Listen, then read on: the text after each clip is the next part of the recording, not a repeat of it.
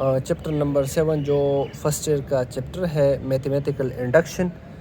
तो यहाँ पर हम कुछ एमसीक्यूज़ डिस्कस करेंगे जो बहुत इम्पोर्टेंट है पेपर पॉइंट ऑफ व्यू से, और एसएस में या लेक्चरशिप में जो एमसीक्यूज़ आते हैं तो उस पॉइंट ऑफ व्यू से हमारे पास बहुत इम्पोर्टेंट है।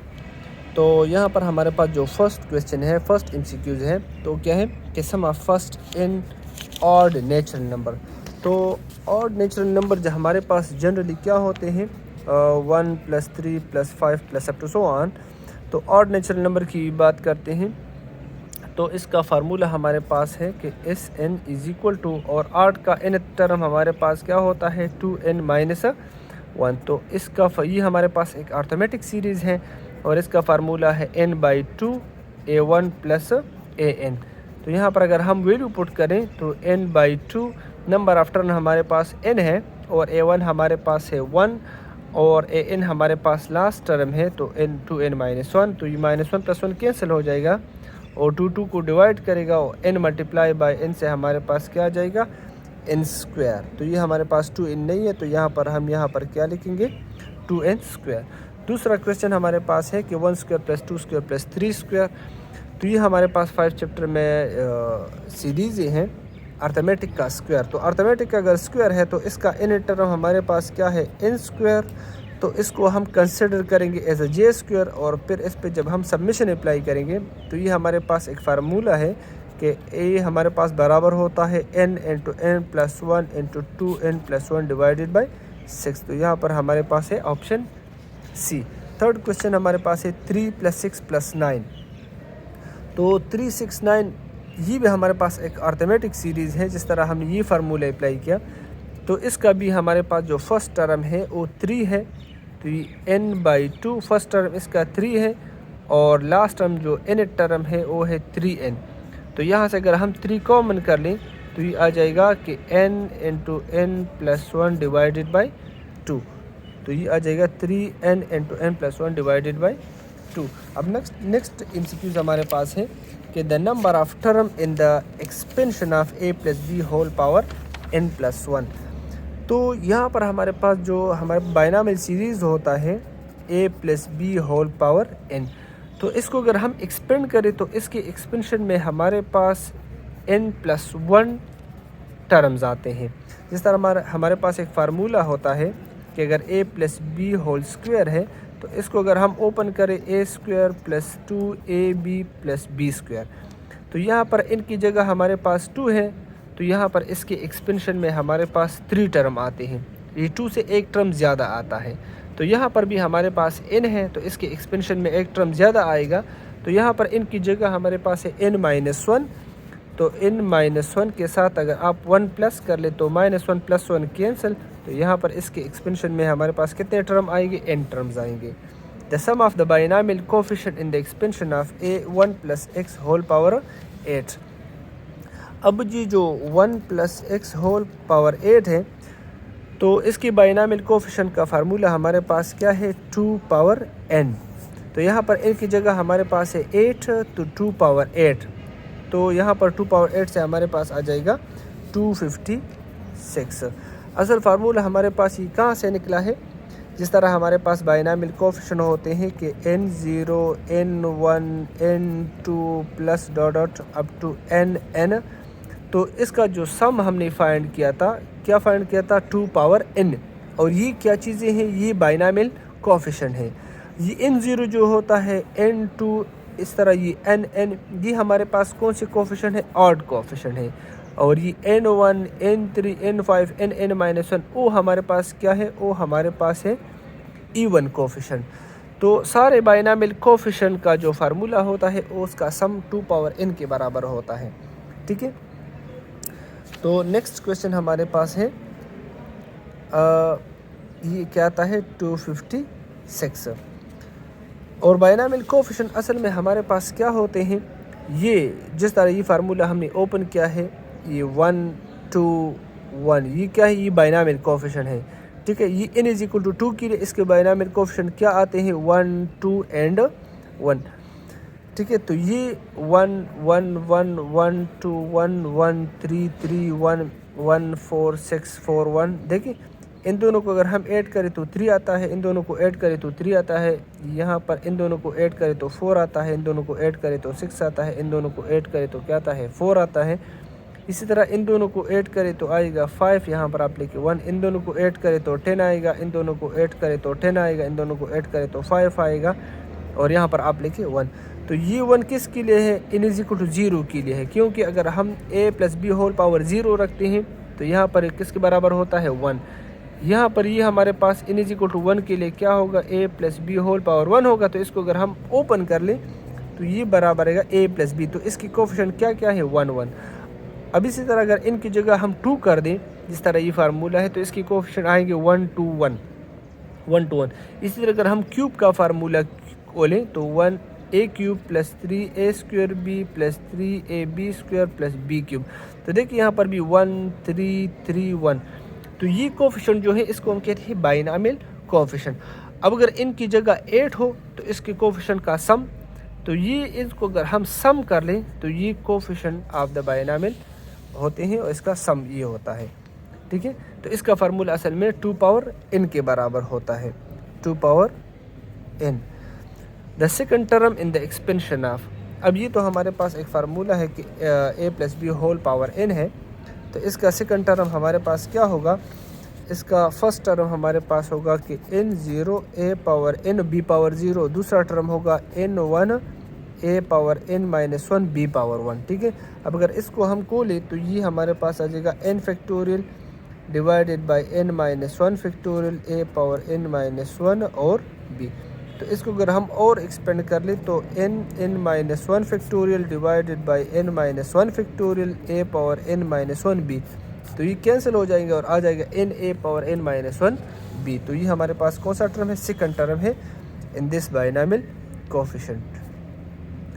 In the binomial expansion, the coefficient from the beginning and the end are equal. Coefficient ये जो होते हैं from the beginning and the end, ये हमारे पास क्या होते हैं, ये हमारे पास इक्वल होते हैं। जिस तरह ये binomial coefficient मैंने निकाले हैं, तो देखिए ये from end है तो ये भी हमारे पास 5 है, और ये from first है beginning है तो ये भी हमारे पास क्या है 5 है। फिर ये सेकंड टर्म है तो इसका भी हमारे पास 10 आया है, और ये थर्ड लास्ट है तो इसका भी हमारे पास कोफिशिएंट क्या है 10 है। तो बिगिनिंग से और लास्ट टर्म से ये बाइनॉमियल कोफिशिएंट जो होते हैं ये हमारे पास क्या होते हैं, इक्वल होते हैं। सही है। अब नेक्स्ट क्वेश्चन हमारे पास है कि the general term in the expansion of a + b whole power n + 2। अब ये जो जनरल टर्म होता है तो इसका हमारे पास एक सीधा फार्मूला है कि TR + 1 = NR a power n - r और b पावर r। अब अगर यहाँ पर आपके पास जो है n की जगह n + 2 है तो TR + 1 = n + 2r a power n + 2 - r और b पावर r। तो असल में इसका वहाँ पर n की जगह n + 2 है तो हमारे पास जनरल टर्म ये बन जाएगा। ठीक है, if the exponent in the binomial coefficient is 6 then the middle term is। तो देखिए अगर हमारे पास बाइनॉमियल कोफिशिएंट को देखा जाए, for example a + b whole power 6 है, तो इसको अगर हम एक्सपेंड करें तो इसके एक्सपेंशन में हमारे पास कितने टर्म आएंगे 7। For example 1 2 3 4 5 6 7। अब इसका मिडिल टर्म हमारे पास कौन सा होगा, ये इसका मिडिल टर्म होगा। 3 फर्स्ट से होंगे 3 लास्ट से होंगे तो इसका मिडिल टर्म हमारे पास क्या होगा 4। तो इसका मतलब ये है कि टर्म नंबर 4 जो है ये हमारे पास इसका मिडिल टर्म होगा अगर हम इसको एक्सपेंड करें। ठीक है, तो the number of term in the expansion of, ये हमारे पास है इसका 9 है, तो इसके एक्सपेंशन में हमारे पास कितने टर्म आएंगे, 9 + 1 टर्म्स आएंगे, मतलब 10 टर्म्स आएंगे। अब 11 नंबर क्वेश्चन है कि the sum of the odd coefficient 1 + x whole power 5। तो देखिए सम ऑफ द कोफिशिएंट ये बराबर होता है 2 पावर n। तो अगर 5 है तो 2 पावर 5, तो ये इसके कोफिशिएंट आएंगे 32। अब अगर ऑड की बात करता है तो ऑड का सम बराबर होता है 5 - 1। तो 5 - 1 से आएगा 4 और इसके कोफिशिएंट का सम आएगा हमारे पास 16। अब अगर इवन की बात करता है तो इवन में भी हमारे पास 5 माइनस 2 पावर n माइनस 1 होते हैं, यहाँ ऑड में भी 2 पावर n माइनस 1 होते हैं, और सम ऑफ द कोफिशिएंट जो होता है वो 2 पावर n के बराबर होता है। तो यहाँ से भी आएगा हमारे पास 16। तो ऑड भी 16 होते हैं, सम ऑफ द इवन कोफिशिएंट भी 16 होते हैं। तो यहाँ पर हमारे पास क्या है, ऑड कोफिशिएंट की बात करता है 1 + x होल पावर 5। तो देखिए 5 में हमारे पास क्या होगा, 1 1 1 2 1 1 3 3 1 1 4 6 4 1 1 5 10 10 5 1। तो देखिए ये हमारे पास n = 5 के लिए हमारे पास ये कोफिशिएंट है। तो यहाँ से देखा जाए कि ये हमारे पास ऑड कोफिशिएंट है 1 10 5, ये हमारे पास ऑड है, तो इसका सम भी 16 के बराबर है। और 5 10 1 ये हमारे पास इवन कोफिशिएंट है, ये भी 16 के बराबर होते हैं। अगर इन सब को हम सम कर लें तो ऑड प्लस इवन से हमारे पास सारे कोफिशिएंट आ जाएंगे, सारे कोफिशिएंट का सम आ जाएगा। The sum of the binomial coefficient in the expansion of, तो a1 + x होल क्यूब है। तो जिस तरह हमने इसको डिस्कस किया कि ये 3 के लिए हमारे पास इसका सम किसके बराबर होता है, 8 के बराबर होता है। या अगर इसको हम फार्मूले में पुट कर लें कि 2 पावर 3, इनकी जगह 3 है तो 2 पावर 3 से हमारे पास क्या आ जाएगा, 8 आ जाएगा। The middle term in the expansion of x + 2y power 6, तो इसकी एक्सपेंशन में हमारे पास 7 टर्म आते हैं, और 7 में हमारे पास टर्म नंबर 4 जो होगा वो इसका क्या होगा, मिडल टर्म कहलाएगा। अब MCQ नंबर 14 में है कि the number of term in the expansion of 1 + x whole power a + b whole power n - 2।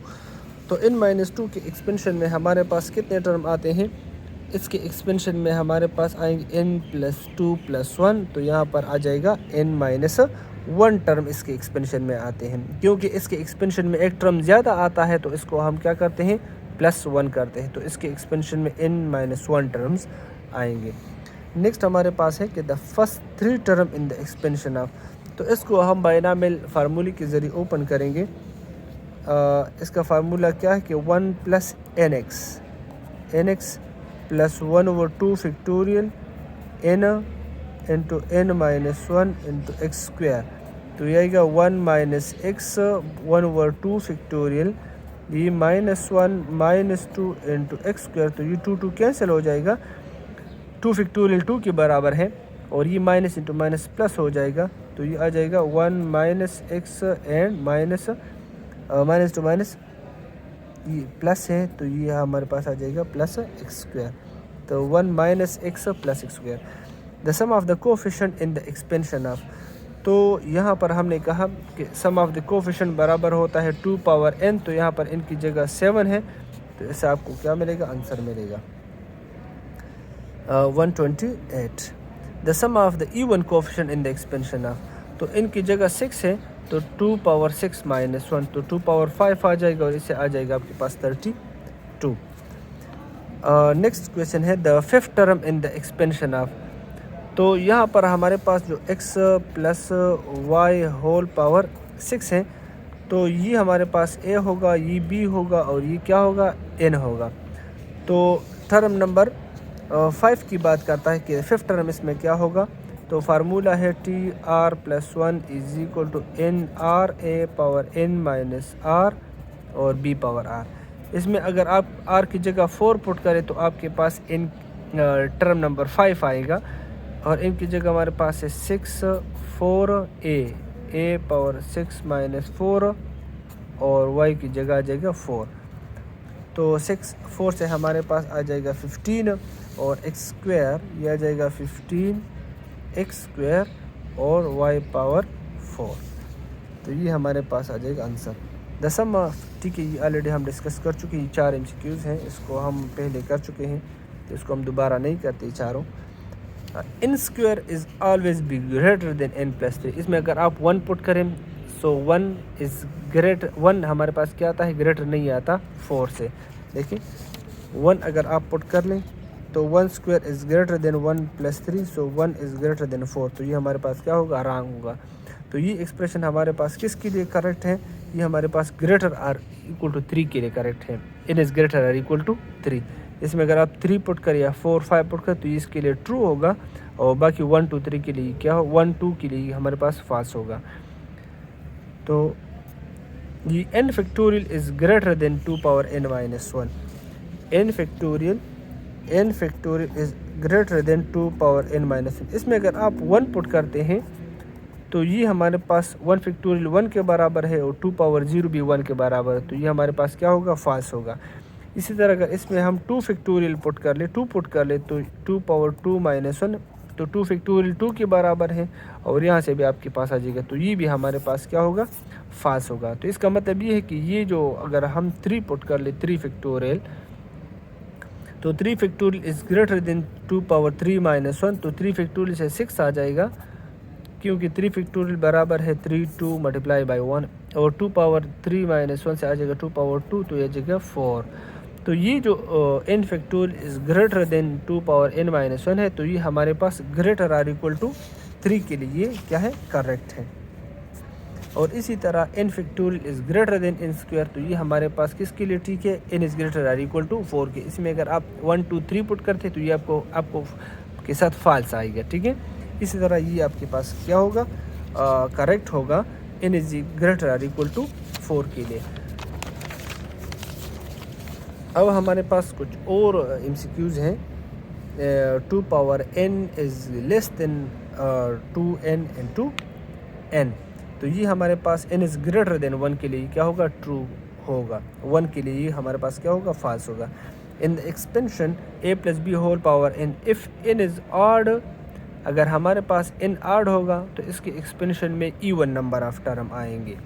For example अगर n ऑड होगा a plus B whole power 3, तो अगर n ऑड है तो इसके एक्सपेंशन में 4 टर्म आएंगे, 1 2 3 4, तो 4 टर्म आएंगे, तो इसकी मिडिल टर्म हमारे पास कितने होंगे, 2 मिडिल टर्म्स होंगे।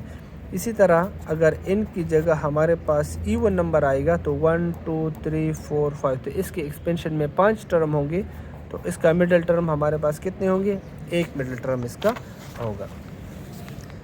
If n is negative of or fraction in a1 plus x whole power n, then the series is convergent।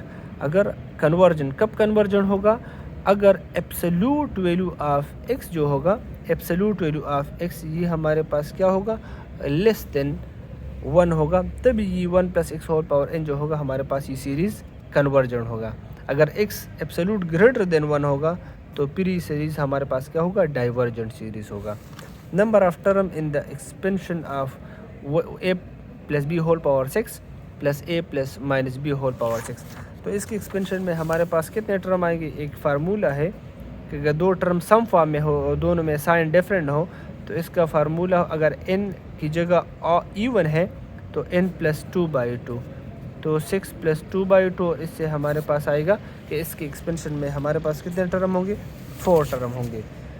और ये जो बाकी MCQs है ये ऑलरेडी मैं डिस्कस कर चुका हूँ कि ये सम ऑफ द कोफिशिएंट बराबर होता है 2 पावर n, ये n0 1 के बराबर है, तो इसको अगर आप इधर शिफ्ट कर लें तो ये आ जाएगा 2 पावर n माइनस 1। फिर अगर n की जगह आप n माइनस 1 पुट कर ले सारे सब की जगह, तो 2 पावर n माइनस 1 माइनस 1, तो ये हमारे पास क्या होगा, ये हमारे पास एक MCQs है फर्स्ट ईयर में, तो ये भी आ सकता है।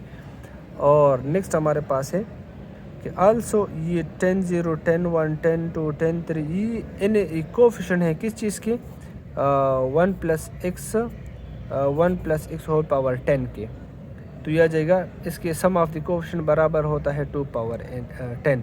अब अगर ऑड की बात करते हैं तो हम अगर ऑड सिर्फ ले लें 10 0 10 2 10 4 10 9, ये हमारे पास ऑड कोफिशिएंट है, ये हमारे पास है 10, ठीक है। तो 2 पावर 10 माइनस 1 के बराबर होता है 2 पावर 9।